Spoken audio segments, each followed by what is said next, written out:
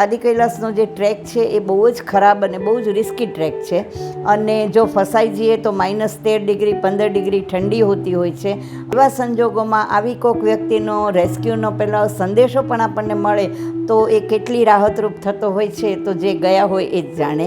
तो मेरी चिंता इतनी बढ़ गई कि अगर वो फंसी हैं तो उनको निकाला कैसे जाए, और अगर कम्युनिकेशन के रीच में है तो पता तो होना चाहिए कि स्टेटस क्या है, सुरक्षित हैं या उनके ग्रुप में या उनकी गाड़ी में. तो मेरे तो 440 वोल्ट का मेरा करंट लग के मेरी पिन ही निकल गई दिमाग की.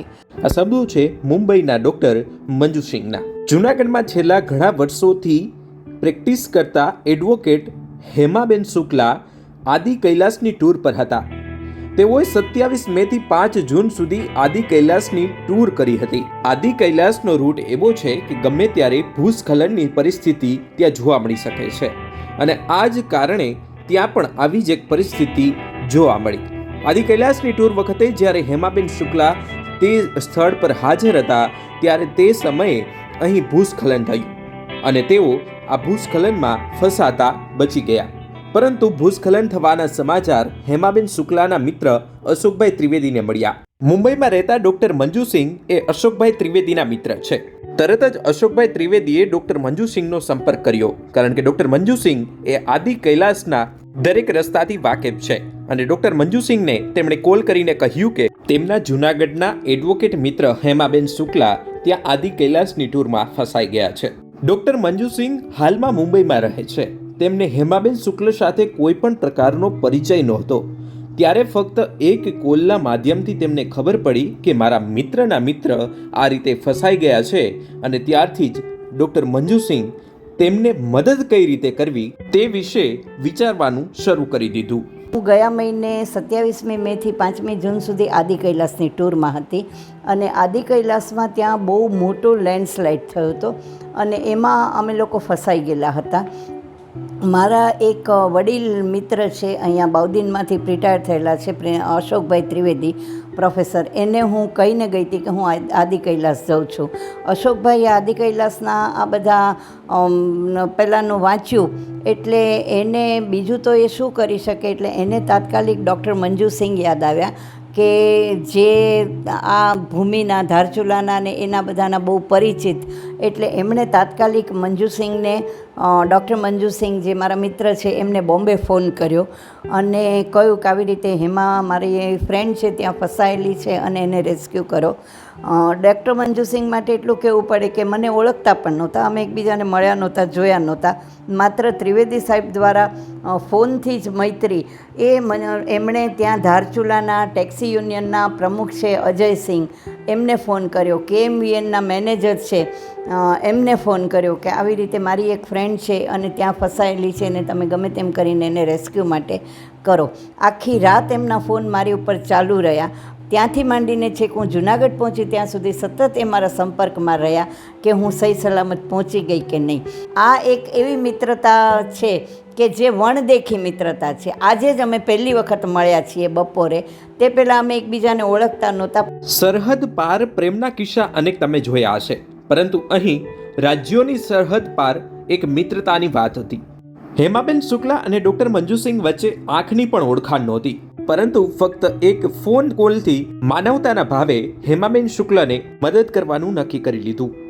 આદિ કૈલાસનો રૂટ એવો છે કે ત્યાં 12થી 15 ડિગ્રી માઇનસમાં તાપમાન જતું રહે છે અને જો કોઈ પણ વ્યક્તિ ત્યાં ફસાઈ જાય તો તેને ટેલિફોનિક વ્યવસ્થા પણ ન થઈ શકે, કારણ કે ત્યાં કોઈ પણ પ્રકારની કવરેજની વ્યવસ્થા પણ નથી.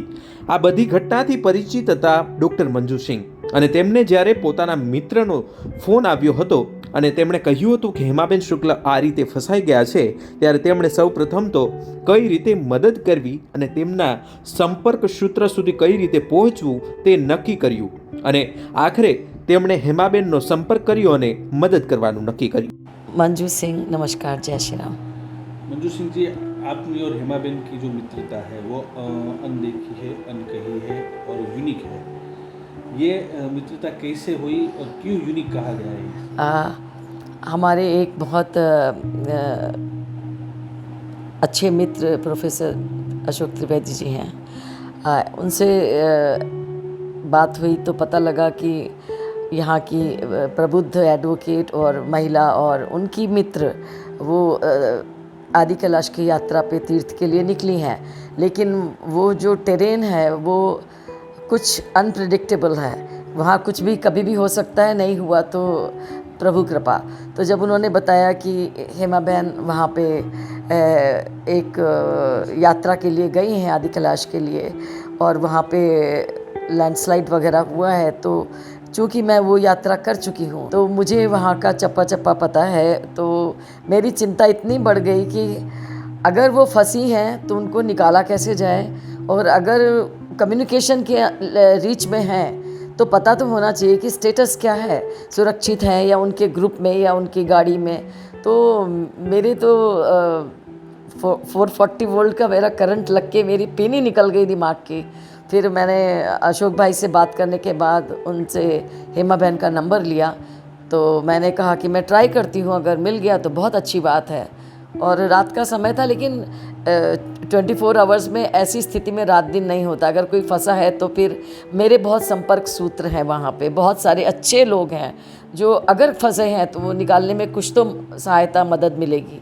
तो मैंने फ़ोन किया, फॉर्चुनेटली फ़ोन लग गया और हेमा बहन से बात हुई तो उन्होंने बोला नहीं मैं सुरक्षित हूँ, आप चिंता मत करो और कोई मुश्किल नहीं है। तो फिर मैंने कहा कि अभी यात्रा तो संभव होगी नहीं, लेकिन फिर भी आप वहाँ फंस गई हैं, तो मैं सुबेरे अपने परिचित लोगों को आपके पास आपका हालचाल, वेलफेयर, वेलबींग और आपके साथ और भी जो है अगर कोई मेरे सीमा में कोई हेल्प हो सकती है तो मैं ज़रूर यहाँ से उनको रिक्वेस्ट करूँगी कि जो भी हो सके करें।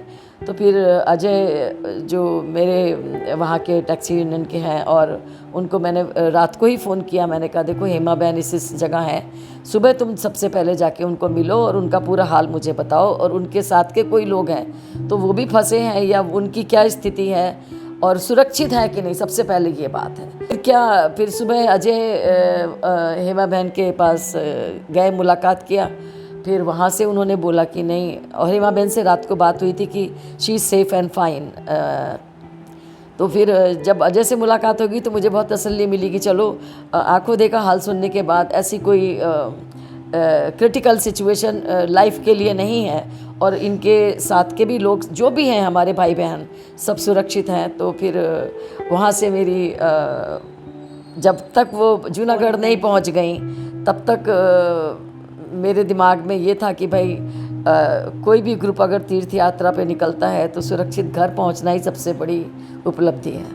તો આમ આંખની પણ ઓળખાણ ન હોવા છતાં ડૉક્ટર મંજુ સિંહ દ્વારા હેમાબેન શુક્લની મદદ કરવામાં આવી. હેમાબેન શુક્લ જ્યાં સુધી જૂનાગઢ ના પહોંચ્યા ત્યાં સુધી ડૉક્ટર મંજુ સિંહના કોલ સતત ચાલુ રહ્યા હતા. આદિ કૈલાસની આ પરિસ્થિતિમાં ડૉક્ટર મંજુ સિંહ આંખની ઓળખાણ ન હોવા છતાં એક મિત્રતાના ભાવે હંમેશા હેમાબેનની સાથે રહ્યા હતા અને તેમની આ જ મિત્રતાને લીધે આજે હેમાબેન શુક્લ પણ તેમનો આભાર વ્યક્ત કરતા હતા. આશિષ પરમાર, ન્યૂઝ 18, જૂનાગઢ.